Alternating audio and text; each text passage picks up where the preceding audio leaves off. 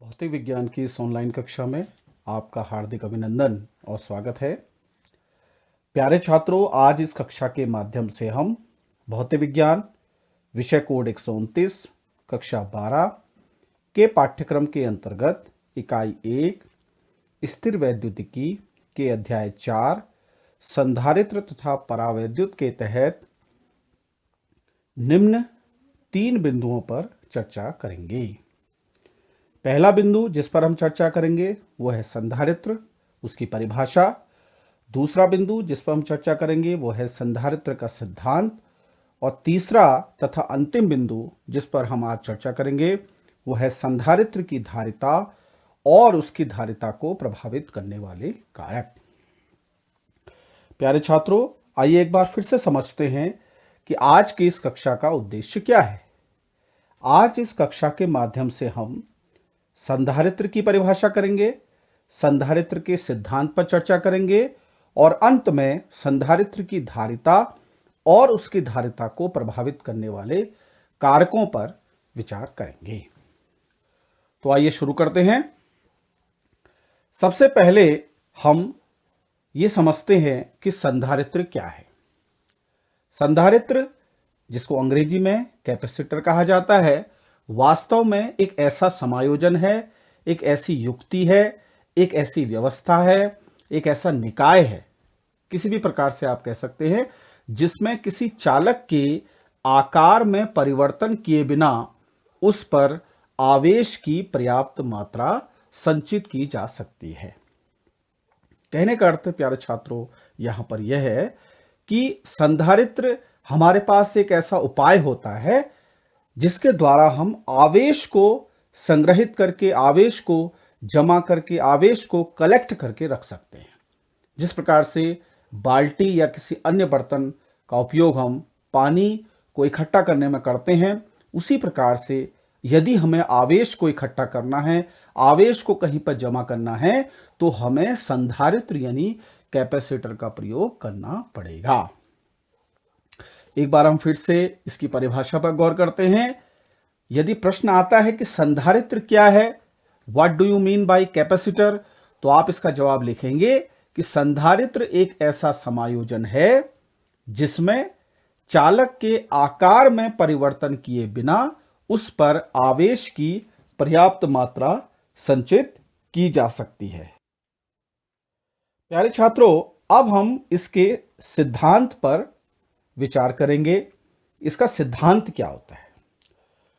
तो प्यारे छात्रों, वैद्युत धारिता की जो मूल परिभाषा है, यदि हम उस पर विचार करें तो हम एक सूत्र पाते हैं, जो सूत्र होता है C बराबर Q अपॉन V।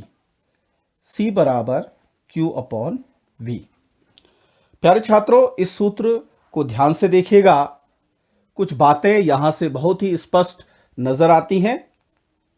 यही सूत्र एक सामान्य चालक के लिए भी है और संधारित्र उससे कोई अछूता नहीं है। संधारित्र के केस में भी मूल रूप से यही सूत्र कार्य करता है। यहां पर C क्या है? यहां पर C धारिता है, कैपेसिटी है, धारण करने की क्षमता है। यहां पर Q क्या है? यहां पर Q आवेश है। यहां पर V क्या है? यहां पर V विभव है। इस सूत्र पर गौर कीजिए। ये देखिए, Q अंश में आ रहा है, यानी Q और धारिता के बीच अगर हम संबंध देखें तो धारिता डायरेक्टली प्रोपोर्शनल टू आवेश, यानी धारिता जो है वो आवेश के समानुपाती है और धारिता व्युत्क्रमानुपाती है विभव के। इस सूत्र पर गौर कीजिए, ध्यान से देखिए, बार बार देखिए, क्या नजर आता है। प्यारे छात्रों, इस सूत्र को ध्यान से देखने पर हमें यह नजर आता है कि C और V का अनुपात उल्टा है एक दूसरे से। यानी अगर V का मान हम कम करते हैं तो धारिता का मान बढ़ जाता है। फिर से देखिएगा, V का मान कम करने पर धारिता का मान बढ़ जाता है। V का मान अधिक करने पर धारिता का मान कम हो जाता है। यही संधारित्र का सिद्धांत है। संधारित्र के सिद्धांत के पीछे यही कंसेप्ट, यही विचार, यही अवधारणा कार्य करती है कि कुल मिलाकर किसी भी संधारित्र की धारिता को कम करने के लिए या उसकी धारिता को बढ़ाने के लिए हमें उसके विभव के मान को परिवर्तित करना पड़ेगा। लेकिन उसके आकार में हमें परिवर्तन नहीं करना है। हम चाह रहे हैं कि उसमें अधिक से अधिक आवेश हम जमा कर सकें, तो हमें उसके विभव को कम करना पड़ेगा। यहां से देखिए, यहां C directly proportional to Q है, यानी धारिता का मान बढ़ेगा कब? जब आवेश का मान बढ़ेगा। और हम चाह ही रहे हैं कि उसमें अधिक से अधिक आवेश जमा हो सके, तो दूसरा तरीका क्या है? उसके विभव को कम कर दो। दूसरा संबंध यह कहता है कि अगर विभव का मान कम होगा तो धारिता का मान अपने आप बढ़ जाएगा। तो कुल मिलाकर संधारित्र का जो सिद्धांत है, उसके पीछे जो मूल अवधारणा है वह यह है कि हमें उसके विभव को कम करना है। विभव को कम करने से क्या होगा? धारिता का मान बढ़ जाएगा, और धारिता का मान बढ़ने से आवेश का मान भी बढ़ जाएगा, यानी हम उसमें अधिक से अधिक आवेश को इकट्ठा कर सकते हैं, और वही संधारित्र की परिभाषा है। तो इसके पीछे मूल सिद्धांत है, जो मूल बेसिक कंसेप्ट है वो ये है कि एनी हाउ, किसी भी तरीके से हम उस उपकरण की, उस उपाय की, जिसको संधारित्र कहा गया है, उसके विभव को कम करें। अब देखिए, इसके विभव को हम कम कैसे कर सकते हैं, इसके पीछे के सिद्धांत को आप समझने का प्रयास कीजिएगा।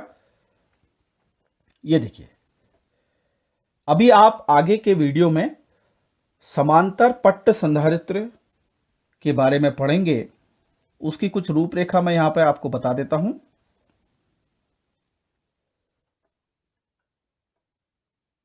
यहां पर मैंने एक धातु की प्लेट बनाई है, और इससे कुछ दूरी पर यह धातु की दूसरी प्लेट बनाई है।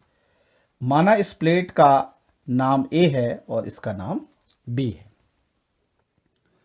हमने इस प्लेट को धनावेशित किया। धनावेश यहां पर बराबर रूप से वितरित हो जाता है।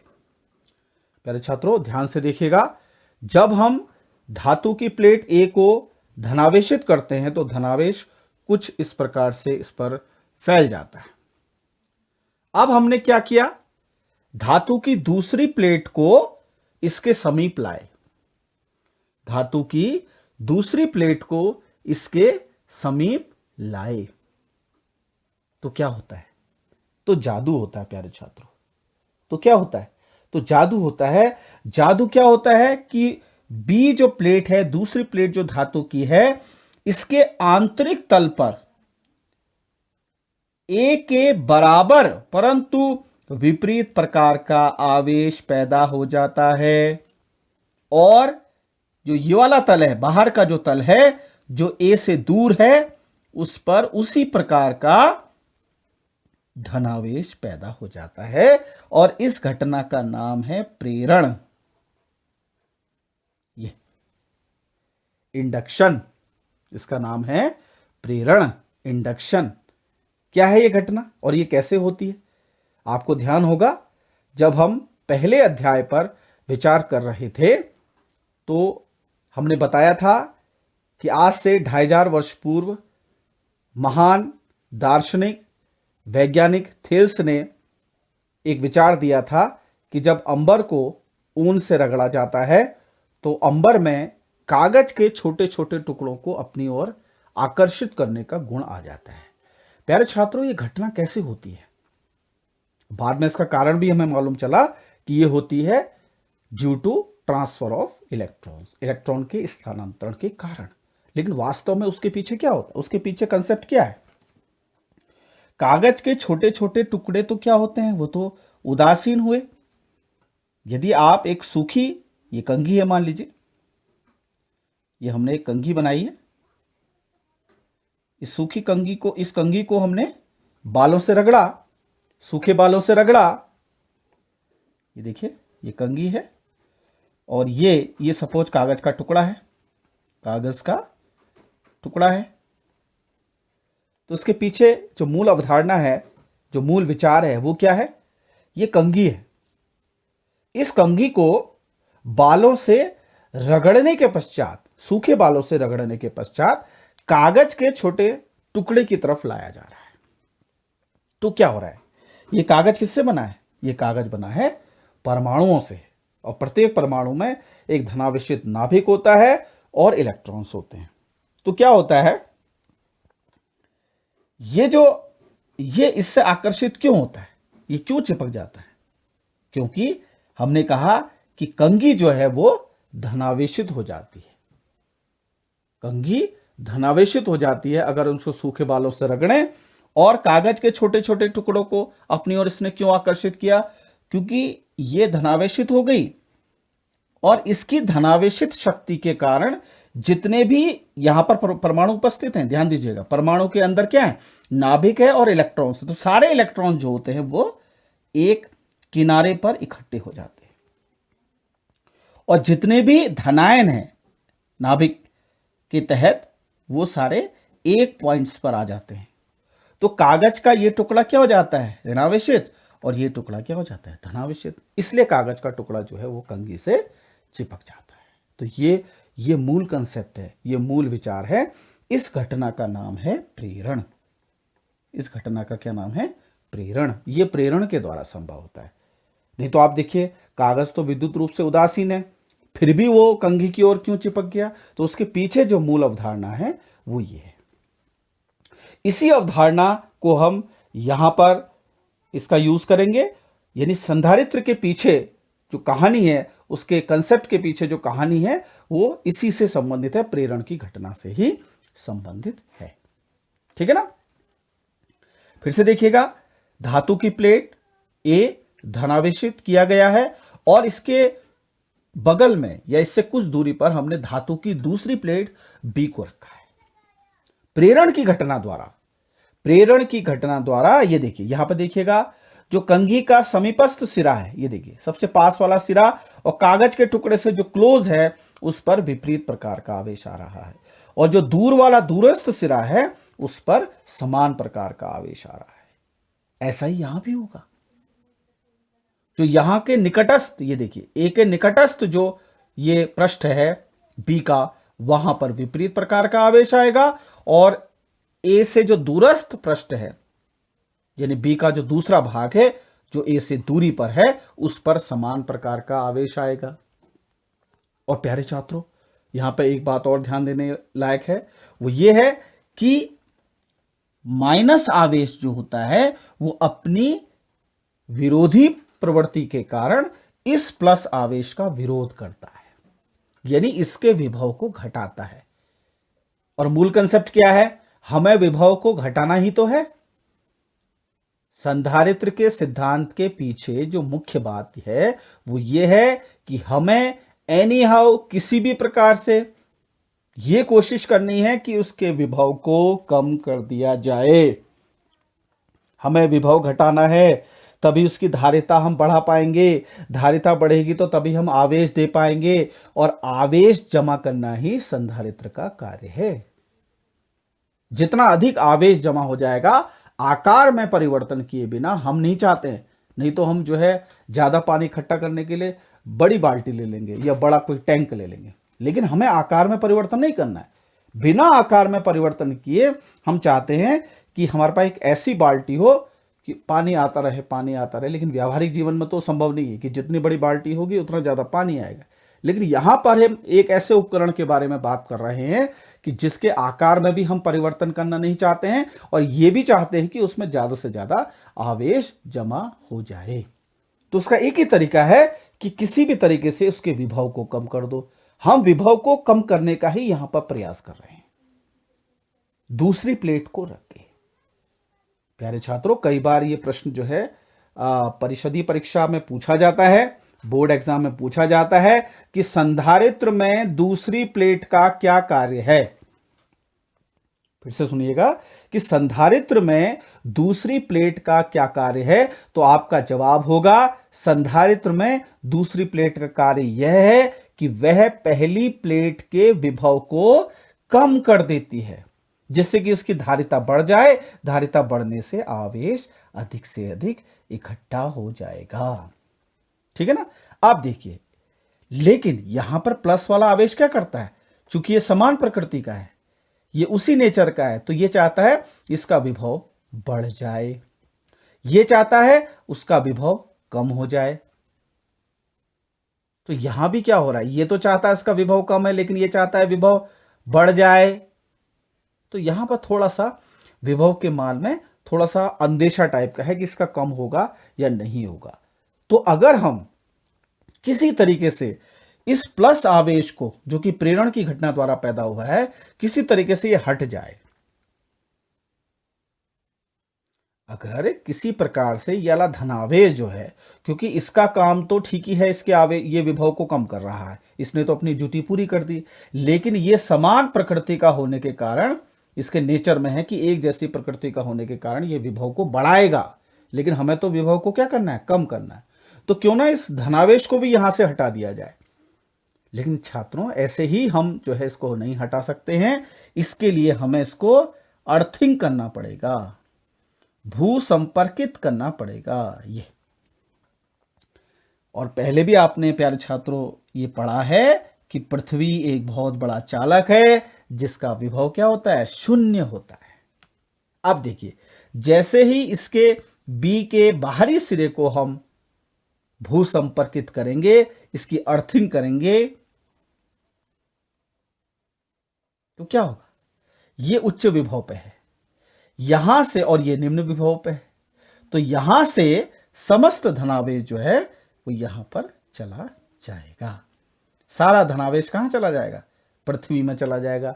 या ऐसा भी कह सकते हैं कि इलेक्ट्रॉन्स जो होते हैं वो पृथ्वी से आ जाएंगे, इलेक्ट्रॉन्स पृथ्वी से चलेंगे और इसको न्यूट्रलाइज कर देंगे। तो ये सारा का सारा जो आवेश है, धनावेश कहां चला गया, ये पृथ्वी में चला गया। ठीक है ना। अब ये देखिए, सारा का सारा धनावेश जब पृथ्वी में चला गया, या ये कह सकते हैं कि इलेक्ट्रॉन्स पृथ्वी से आकर इलेक्ट्रॉन्स ने इसको उदासीन कर दिया, तो यहां पर केवल क्या बचा, ऋणावेश बचा। अब ऋणावेश क्या करेगा, इस धनावेश को कम करेगा, यानी विभव को कम करेगा। विभव को कम करने से क्या होगी, धारिता बढ़ जाएगी। धारिता बढ़ने से क्या होगा, अधिक से अधिक आवेश हम जमा कर सकते हैं, और यही संधारित्र की परिभाषा है, संधारित्र का सिद्धांत है। ठीक है ना। तो प्यारे छात्रों, मैं समझता हूं कि आपको जो है संधारित्र के सिद्धांत की समझ हो गई होगी, संधारित्र को परिभाषित करना आपको आ गया होगा। एक बार हम फिर से देखते हैं कि संधारित्र एक ऐसा समायोजन है, ऐसी व्यवस्था है कि जिसमें चालक के आकार में परिवर्तन किए बिना उस पर आवेश की पर्याप्त मात्रा को संचित किया जा सकता है। और इसके बाद हमने प्यारे छात्रों पढ़ा कि इसका सिद्धांत क्या है। तो सिद्धांत बहुत ही सिंपल है। इसमें क्या होता है, दो एक जैसी दिखने वाली प्लेटें होती हैं, और दूसरी प्लेट को जो है हम अर्थिंग कर देते हैं। पहली प्लेट पर धनावेश होता है, दूसरी प्लेट के आंतरिक तल पर ऋणावेश होता है, और साथ ही दूसरी प्लेट को हम भू संपर्कित भी कर देते हैं, ताकि दूसरी प्लेट के बाहरी सतह पर जो आवेश है वो पृथ्वी में चला जाए। अब प्यारे छात्रों, हम आज के जो वीडियो है उसके तीसरे बिंदु पर चर्चा करते हैं, वो है संधारित्र की धारिता। बहुत ही आसान है। यदि संधारित्र की प्रत्येक प्लेट पर आवेश का मान Q हो, परिमाण रूप में, वैसे तो प्लस Q और माइनस Q होगा, और विभव जो है V हो, तो धारिता C बराबर Q/V, यानी जो वैद्युत धारिता की मूल परिभाषा है वही जो है संधारित्र की भी मूल परिभाषा है। यानी कहने का अर्थ है, किसी संधारित्र की धारिता संधारित्र की किसी एक प्लेट को दिए गए आवेश तथा दोनों प्लेटों के बीच उत्पन्न विभवांतर के अनुपात को कहते हैं। और प्यारे छात्रों, हमेशा ध्यान रखना, प्रत्येक चालक एक ऐसा संधारित्र है जिसकी दूसरी प्लेट अनंत पर है। प्रत्येक चालक को हम संधारित्र मान सकते हैं, दिखने में वो सिंपल चालक है, और ऐसा चालक जिसकी दूसरी प्लेट कहां पर रखी है, अनंत पर रखी है। ठीक है ना। आप प्यारे छात्रों ध्यान दीजिएगा, आज का जो तीसरा बिंदु है उस पर हम एक बार चर्चा कर लेते हैं। वो है संधारित्र की धारिता को प्रभावित करने वाले कारक। संधारित्र की धारिता को प्रभावित करने वाले कारक। ठीक है ना? ऐसे कौन से फैक्टर्स हैं, ऐसे कौन से बिंदु हैं जो किसी संधारित्र की धारिता को प्रभावित करते हैं? तो प्यारे छात्रों, तीन ऐसे बिंदु हैं, तीन ऐसे कारक हैं, तीन ऐसे फैक्टर्स हैं जिससे किसी संधारित्र की धारिता प्रभावित हो सकती है। वो क्या क्या है? नंबर एक है प्लेटों का क्षेत्रफल। प्लेटों का क्षेत्रफल। और प्यारे छात्रों, हमेशा ध्यान रखना कि संधारित्र की जो धारिता होती है वो उसकी प्लेटों के क्षेत्रफल के समानुपाती होती है। यानी जितनी बड़ी उसकी प्लेट होगी, जितना उसका क्षेत्रफल अधिक होगा, उतनी ही उसकी धारिता अधिक होगी। बिल्कुल सामान्य सी बात है। ठीक है ना? दूसरा जो फैक्टर है वो ये है कि प्लेटों के बीच की दूरी पर, प्लेटों के बीच की दूरी पर, प्लेटों के बीच की दूरी पर, यानी C समानुपाती 1/D, उल्टा अनुपात। यानी किसी संधारित्र की प्लेटें जितनी पास होंगी, जितनी निकट होंगी, उतनी ही धारिता उसकी अधिक होगी, और जितनी ज्यादा दूर होंगी, D का मान अधिक होगा, उतनी ही धारिता उसकी कम होगी। तो दो फैक्टर्स पे हमने विचार कर लिया। क्षेत्रफल आप बढ़ाओगे, क्षेत्रफल दुगना करोगे, धारिता दुगनी। क्षेत्रफल 4 गुना करोगे, धारिता 4 गुनी। क्षेत्रफल आधा करोगे, धारिता भी आधी। लेकिन यहां उल्टा है, अगर आप दूरी जो है दुगनी कर रहे हो तो धारिता आधी हो जाएगी। अगर दूरी जो है आधी कर रहे हो, 1/2, ये देखिए यहां पर 1/2 लगाया तो 2 ऊपर पहुंच जाएगा, तो धारिता कितनी हो जाएगी? दुगनी हो जाएगी। तो प्यारे छात्रों, इसी प्रकार के कुछ सवाल अक्सर जो है बोर्ड के एग्जाम में पूछे जाते हैं कि किसी संधारित्र की प्लेटों के बीच की दूरी आधी करने पर, अथवा 1/3 करने पर, अथवा चौथाई करने पर उसकी धारिता पर क्या प्रभाव पड़ेगा। तो आधी करने पर 1/2 यहां आप लिखेंगे तो 2 ऊपर पहुंच जाएगा, तो आप कहेंगे धारिता बढ़ जाएगी, क्योंकि दूरी कम कर रहे हैं, धारिता बढ़ जाएगी। कितनी बढ़ेगी? अब कितनी हो जाएगी? अब हो जाएगी पहले की दुगनी। ठीक है ना? अब जो तीसरा और अंतिम फैक्टर है, घटक है, जिस पर किसी संधारित्र की धारिता निर्भर करती है, वो क्या है? वो है प्लेटों के बीच के माध्यम पर। प्लेटों के बीच के माध्यम पर, यानी C समानुपाती K, और K आपने पढ़ा है कि क्या है? किसी माध्यम का परावैद्युतांक। अगर प्लेटों के बीच में कोई माध्यम नहीं है तो हम क्या समझेंगे? वायु समझेंगे या निर्वात समझेंगे। निर्वात के लिए, वायु के लिए K का मान कितना होता है? 1 होता है। लेकिन इसके अलावा अगर कोई माध्यम उनके बीच में रखा हो, जैसे कांच रखा हो, जैसे अभ्रक रखा हो, जैसे मोम रखा हो, या जैसे तेल रखा हो, तो जितना उनके बीच में माध्यम होगा, यानी जितना पावरफुल होगा, उतनी ही उसकी धारिता बढ़ जाएगी, क्योंकि ये समानुपाती है। तो प्यारे छात्रों, एक बार फिर से हम देख लेते हैं कि किसी संधारित्र की धारिता को 3 फैक्टर जो हैं वो प्रभावित करते हैं। पहला है प्लेटों का क्षेत्रफल, क्षेत्रफल के डायरेक्टली प्रोपोर्शनल, समानुपाती। दूसरा है प्लेटों के बीच की दूरी पर, उसके इनवर्सली प्रोपोर्शनल, यानी व्युत्क्रमानुपाती। और तीसरा और अंतिम है प्लेटों के बीच के माध्यम पर, C समानुपाती K। यानी आप जो है अगर वायु के अतिरिक्त कोई माध्यम रखते हैं तो उसकी धारिता निश्चित रूप से बढ़ जाती है। तो प्यारे छात्रों, आज के इस वीडियो में हमने संधारित्र की परिभाषा पढ़ी, संधारित्र के सिद्धांत पर चर्चा करी, और अंत में संधारित्र की धारिता और इसकी धारिता को प्रभावित करने वाले कारकों पर विचार किया। मैं उम्मीद करता हूं कि आज की इस कक्षा से आप अवश्य ही लाभान्वित हुए होंगे। अगली कक्षा में हम इससे आगे की विषय वस्तु पर चर्चा करेंगे। तब तक के लिए नमस्कार।